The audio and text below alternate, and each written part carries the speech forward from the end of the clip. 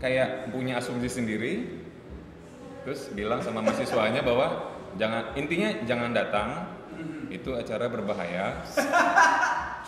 Kami udah sekelas. Acaranya berbahaya. Udah sekelas ekstremis.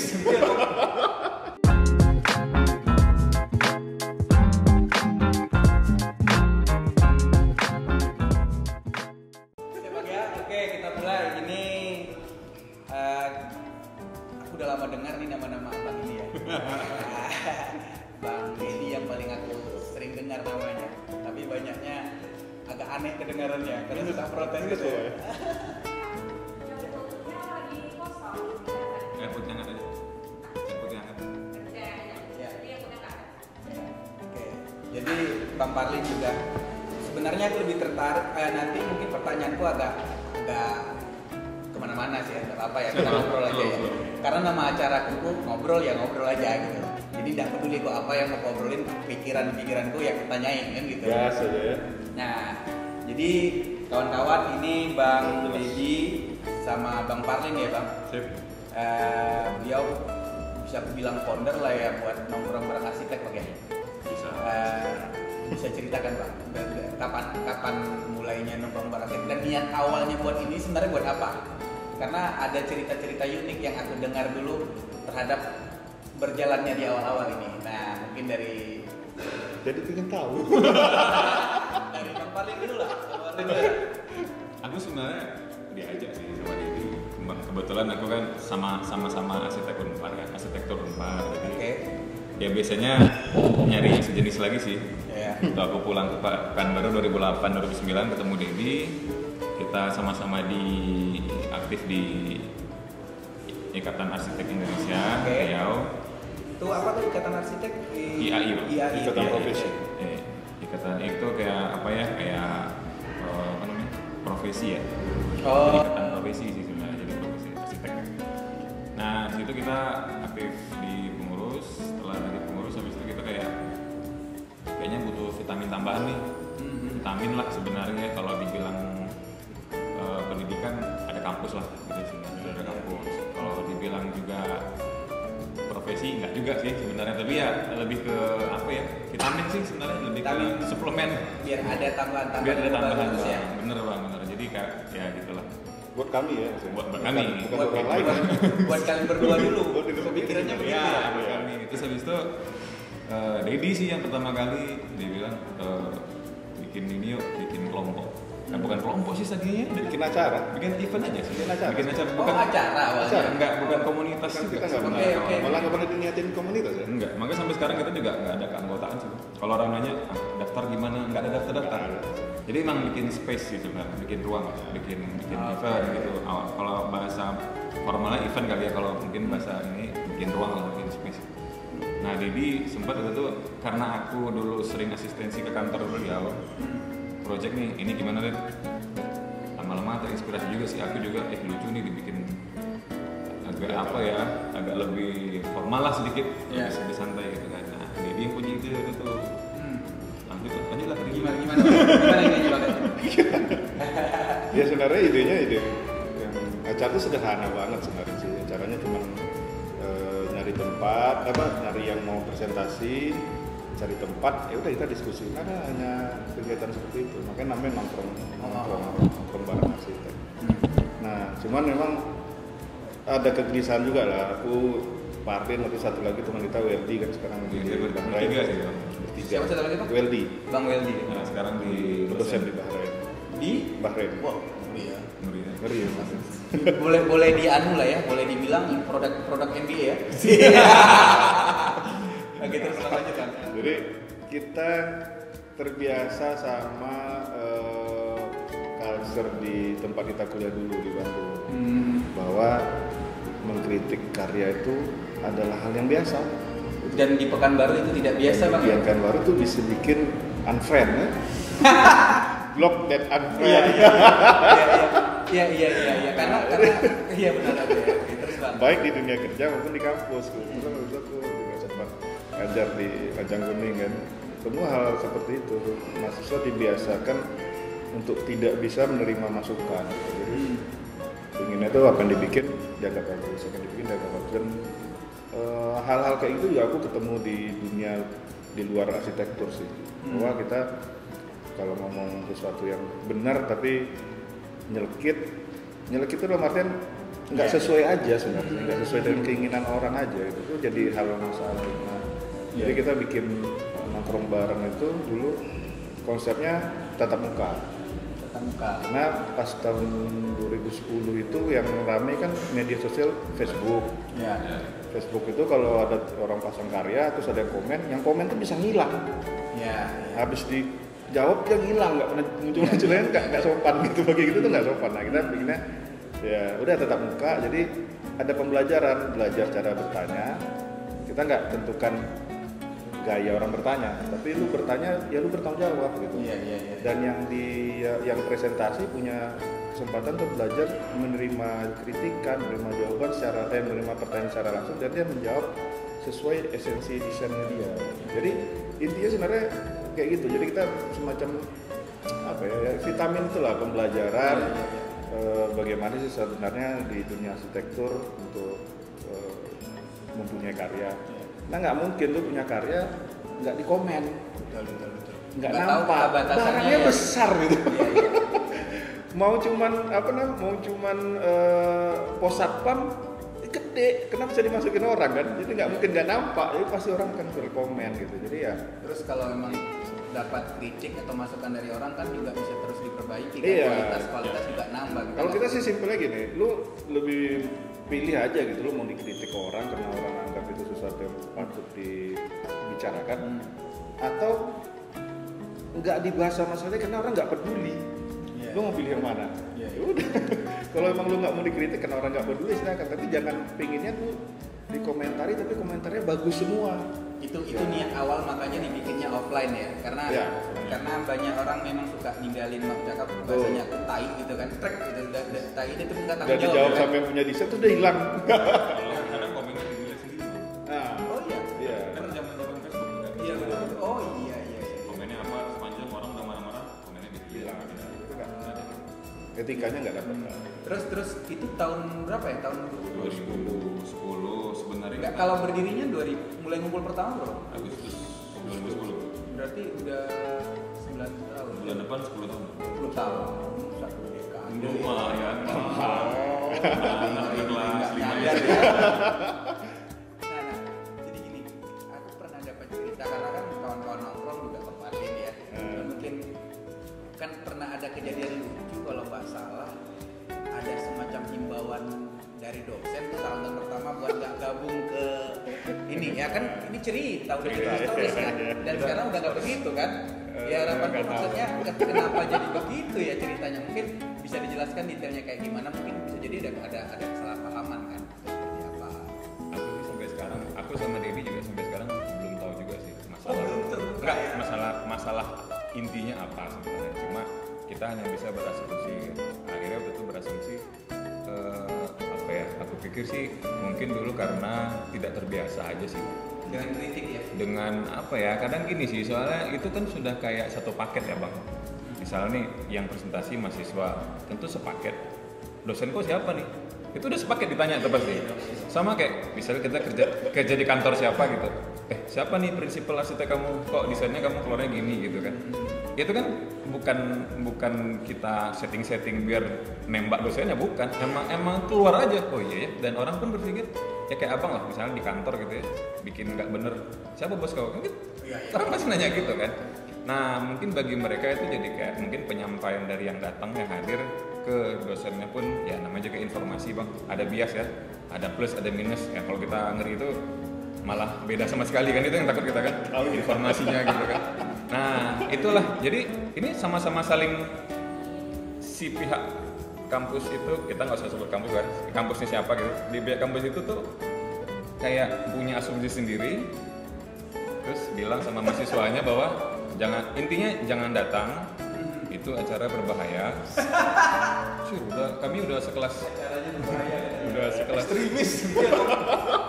Masif, terstruktur masif dan ya itulah. Jadi kami pun sebenarnya tidak mau mengcounter ya, maksudnya kami datangin dosen juga kan itu konyol juga sih, ngapain gitu kan, karena juga info yang disampaikan belum tentu benar juga kan sebenarnya, belum tentu ini.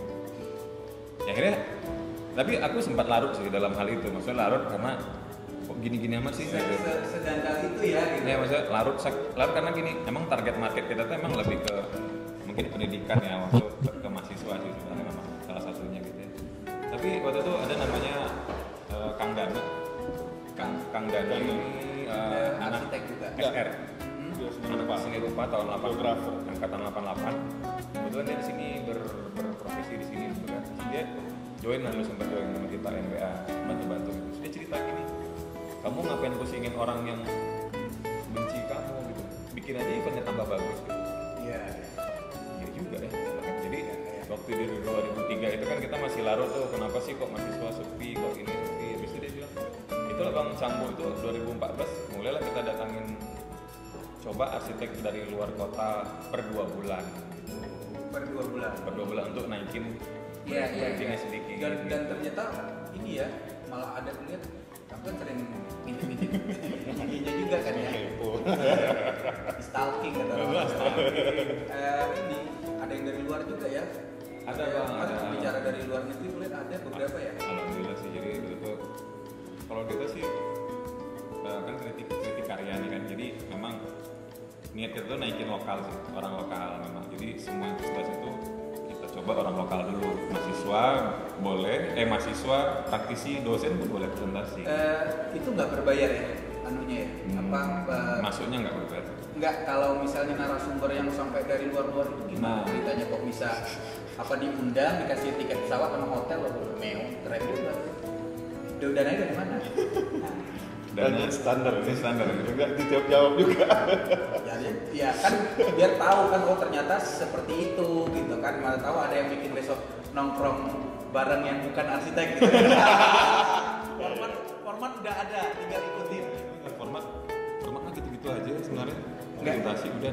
Iya tadi yang Tapi itu kalau itu pembicara-pembicara. Kalau dana dari luar negeri, dari luar kota itu biasanya kita kan karena masih udunan ya, ya kadang kita saweran aja Bang. Nyawer ya. Sawer, terus paling kita udah bilang kita mungkin tidak bisa bayar fee, Iya, tapi bayar tiket. tapi tiket pesawat sama akomodasi penginapan dan kita wisata kuliner lah bilang. Iya, iya. Walaupun wisatanya cuma makan malam aja sebenarnya. Iya, ini sebenarnya gini sih, aku pengen bandingin bahwa pergerakan kawan-kawan yang sebenarnya pengen menambah ilmu, pergerakan komunitas. Aku bisa bahasakan ini komunitas karena kawan-kawan udah berkumpul di sini dengan niatan yang sama, cari ilmu kan gitu.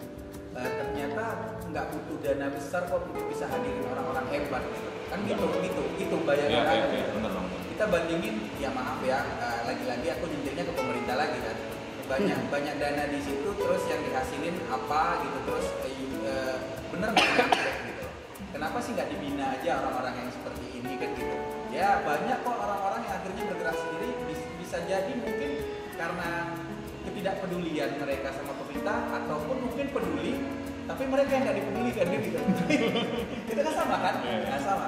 Nah maksudku ya agak tersentak juga sih, maksudnya ada keinginan turunan gitu kan, bareng-bareng datangin pembicara yang dianggap kita butuhkan untuk nambahin ilmu. Itu keren gitu. Mungkin kalau semuanya bisa bergerak seperti itu, harusnya pemerintah tinggal kontrol aja kok. Tapi saya kadang-kadang udah kayak gitu, pengen dipegang ya, biar kami aja yang ngerjain gitu. Padahal barangnya udah jadi kayaknya. Gak apa-apa, diatur aja deh sini deh. Oke. Masih nggak. Ini aku. Nah jadi itu udah berapa Bang total dihadirkan orang? Waduh. Aku kalau ngeliat IG sih kayaknya abang juga nggak hafal deh. IG-nya udah 3.000 postingan Bang. Iya Bang, nggak apa loh. 3.000 postingan. Aku kan kemarin lagi stalking nih, apa? Dihitung. Biar agak banyak pertanyaan kan. Seru-seru aku pengen yang aneh-aneh lah. Nggak capek aku Bang. Udah lagi 3.000 lama nih. Terus scroll ya. Jadi dari awal kita nggak pernah kasih judul episode 1, 2, 3. Iya, Emang akhirnya nggak ada- pernah. Emang kita ada- awalnya kan ya kegiatannya emang untuk kumpul, presentasi gitu. Mungkin yang kayak ya ini pembelajaran juga sih bagi kami, kayak yang kalian cerita kami sempat galau sama ini. Sebenarnya itu pembelajaran karena aku bilang waktu itu kami lupa gitu esensi kami bikin kegiatannya apa gitu untuk kami yang belajar. Jadi ketika orang sepi ngapain kami galau gitu. Yuk. Kan kami juga tetap belajar. Iya. Ketika kami undang orang kita tetap Dan belajar. ternyata mungkin 10 tahun udah memberikan pelajaran terhadap bagaimana tren masyarakat ya. Maksudnya tren anak muda lah. Ada yang datang Pasti. dan pergi, ada yang tinggal gitu. Ya. Nah itu Pasti. buktinya juga. Aku lanjut ke pertanyaan berikutnya. Ada berapa? Ya maksudnya ada nggak maksudnya yang awalnya jadi peserta, terus akhirnya jadi pembicara. Kan udah 10 tahun nih, ada yang kuliah lagi, terus balik lagi kita undang karena kita anggap perkembangannya mereka pesat, kita butuh ilmu mereka gitu. Ada nggak? Banyak. Banyak ya? Banyak Bang. Berarti kesinambungan proses pembelajaran tuh jadi makin enak gitu ya. Karena kita tuh sistemnya nodong aja sih. 3 tahun pertama itu kita nodong aja. Nodong. Karena memang kultur orang di sini mungkin nggak biasa full untuk present Tampil. karya gitu. Iya, Tampil itu gitu nggak kan. terbiasa gitu. Mungkin nggak terbiasa, jadi akhirnya kita Jawabannya apa Lin? kami Belum belum apa-apa. Iya. Iya memang. Ya sama aja, aku bikin podcast bang. Aku bikin podcast cuma tahu nggak niatan aku bikin podcast itu sebenarnya kegelisahan aku pengen nanya. Iya. Sekalian yang terakhir sebenarnya agak lucu, aku pengen pintar ngomong aja. Iya loh. Ya ini akhirnya Itu penting itu. ya, karena aku ngelewatin banyak hal akhirnya. Kita bertiga tuh emang ada kayak kita harus punya niat egois tersendiri sih Bang sebenarnya. Iya, iya. Aku sebenarnya kan kita nentuin pembicara tuh sebenarnya bulan depan mau belajar apa ya? Iya. Sebenarnya gitu tuh Bang. Iya, iya. Bulan depan belajar apa ya? Siapa yang kita undang ya? Kayak gitu. Sesuai kebutuhan kita ya. Itulah keuntungannya ketika ngurusin umat ya gitu ya. Iya. Ya kan gitu kan. Dan mereka kan juga gak rugi dapat ilmu dari kita Rugi. walaupun yang kita belum dia butuhkan saat itu gitu loh. Imam besar nongkrong. Imam besar nongkrong bareng. Jangan keluarin istilah-istilah aneh lagi udah. Jadi kalau pembicara tuh kita nodong Bang. Mungkin kita dulu punya senior yang sudah meninggal lah, baru tahun ini meninggal. Dia ketua IAI nasional ya. Kalau meninggal kemarin karena Covid sih. Oke. Itu emang kayak gitu tuh. Lu ntar gini ya. Oh itu todong parah. Nodong Bang. Jadi memang apakah ini memang kultur kita gitu ya di Unpar gitu ya. Karena memang mungkin dia juga melihat kalau anak muda atau anak baru dia kenal gitu, terus lu mau nggak? Kayaknya enggak lah. Lu mau nggak ini gitu kayaknya. Lu ntar gini ya. Jadi dia secara psikologis kan kita dihargai nih. Mari dong jadi pembicara tuh Bang ya. Soalnya Abang begini. Tentu Abang gitu kan. Kecuali kalau lu mau nggak presentasi? Kan beda Bang ke dia. Iya. Pendekatan dia seperti itu ya jadi Presentasi itu yang di kepala orang ini bakal dibantai. kalau bantai benar. Tapi kalau diundang seolah-olah dia bakal dilulukan kan itu dua hal yang berbeda menurut pikiran kita. Nodong juga nggak jam 12 malam. Nodong juga nggak aja. Almarhum juga bilang jam 12 malam ngapain lagi? Tapi gini kan udah banyak nih kawan-kawan yang tergabung, mungkin aku juga ada datang pergi ini gitu kan, mungkin kalau lihat 10 tahunnya aku pikir udah sangat banyak lah arsitek yang mondar mandir di NBA ya. Nah cuman agak jauh sih aku gesernya, cuman aku gini mikirnya, menurut kawan-kawan pemahaman orang Pekanbaru atau mungkin orang Indonesia ya terhadap bagaimana menghargai karya arsitek gimana? Maksudnya gini, karena aku banyak dapat cerita juga sih kawan-kawan ngeluh kan, ketika misalnya seolah-olah arsitek itu kerjaan gampang gitu, enggak? Ini kan kalau aku sih udah berusaha melihatnya dalam ini sebuah seni itu tolak ukurnya nggak ada gitu loh. Ketika kita puas ya kita bayar gitu. Cuman pemahaman orang sering ngelihat bahwa itu cuman hasil orang-orang, padahal kan itu hasil pemikiran, semuanya dihitung, anginnya, apanya, semuanya. Nah, ada nggak sih pengalaman lucu buat ngadapin klien-klien yang maksudnya ngargain ini kepada ketahuan, kan gambar aja nyok, gambar kayak gitu, masa ini gitu kan, biar gimana mau berteman kita gitu. Lebih tua deh. Aku juga ada pengalaman ini. Ya balik lagi awal aku menjawab gimana sikap arsiteknya sendiri sih. Lu merasa lu nggak menghargai, ya sebenarnya lu balik lagi, lu kan seberapa besar menghargai profesi lu. Bagi aku ngargain profesi itu adalah di tahap lu berani tolak proyek. Ya. Ketika lu nggak cocok gitu. Ya semua nggak cocok, ngapain dijalani gitu ya? Aku selama berprofesi aku nggak tahu lagi berapa kali kenal orang minta desain dan ruko itu aku bilang udah nggak usah pakai arsitek pak, nggak usah, tapi aku tolak, aku nggak mau kerjain kecuali memang alasannya ya kan cuma bikin bagian tampak depannya aja, daunnya sama kan, ngapain lu bayar orang gitu loh. Jadi bagi aku itu lu nggak butuh arsitek, dan aku meletakkan profesi aku ada sebagai pendampingnya klien gitu loh. Jadi kalau bapak mau aku memakai jasa aku posisinya bukan bawahan. Aku posisinya ada sejajar sama bapak, aku ngasih advice. Kalau bapak anggap advice aku nggak dipakai, ya ngapain bayar aku? Nah, berani nggak arsitek muda untuk bersikap seperti itu sebelum mereka minta dihargai? Gitu. Berani nggak untuk udahlah, gue nggak ambil lah proyek ini karena sama aja gue macam. Tapi ya aku juga nggak nyalahin bahwa dia ambil untuk melanjutin hidup ya, untuk ngumpulin asap dapur ya, udahlah itu satu hal yang juga pasti jadi pertimbangan gitu. Tapi ketika lu sadar bahwa lu ngambil proyek ini untuk pemasukan aja, ya udah lu nggak usah ngomong lu nggak dihargai atau dihargai gitu, ya kan? Karena kan lu butuh untuk lu makan, ya udah lu kerjain aja gitu. Nah, kalau ngadapin ya macam-macam sih, kayak gue pernah presentasi terus ngomongin V-design, kliennya bilang, kok sama arsitek Jakarta ya? Terus kenapa emang beda gitu? Aku coba simpel, oh ya emang sama bu. Udah gitu aja. Dia emang sama. Jadi aku jujur kalau denger kayak gitu aku tersinggung walaupun aku nggak arsitek. Selalu kita orang payment kita gitu, ngerti kan? Betul. Jadi gini, kalau aku sekarang bawain gini, aku tersinggung ketika orang yang ngomong tuh orang ngerti. Oke. Jadi dia ngerti dan dia ngomong karena emang dia menjatuhkan gitu. Tapi kalau orang yang ngomong tuh dia tidak mengerti, ketawa aja ya. Ya mau diapain, dia emang nggak ngerti gitu loh. Kalau kita yang tersinggung gitu salah gitu. Kalau masalah ya itu nambah juga sih penghargaan. Tapi kalau lihat senyum-senyumnya kalian ya sering loh gitu ini. Oh sering banget. Udah kebal. Penghargaan itu kan balik lagi ke gimana si arsiteknya dia layak belum dihargai setingkat itu. Jadi kadang mohon maaf nih beberapa baru tamat dia sudah berprofesi gitu ya. Sebagai itu sebenarnya salah, nggak boleh karena dia baru sarjana bahkan belum jadi arsitek. Oh iya. Dia ada prosesnya. Jadi jadi arsitek ada proses sekolah. Kalau dia mau ngambil dia kerja. Kalau mau ngambil jalan pintas tuh di kampus-kampus biasanya ada PPARS namanya. Gue tahu nih. Profesi. Jadi dia lebih ke profesi. Jadi nanti dia selama 2 tahun itu dia di sekolah lagi.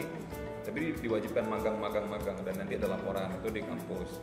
Tapi resmi. Nah, biasanya kalau dia gitu dia langsung udah asosiasi sama udah berkolaborasi sama IAI, tamat dia langsung dapat sertifikat keahlian SKA muda kalau nggak salah, langsung dia.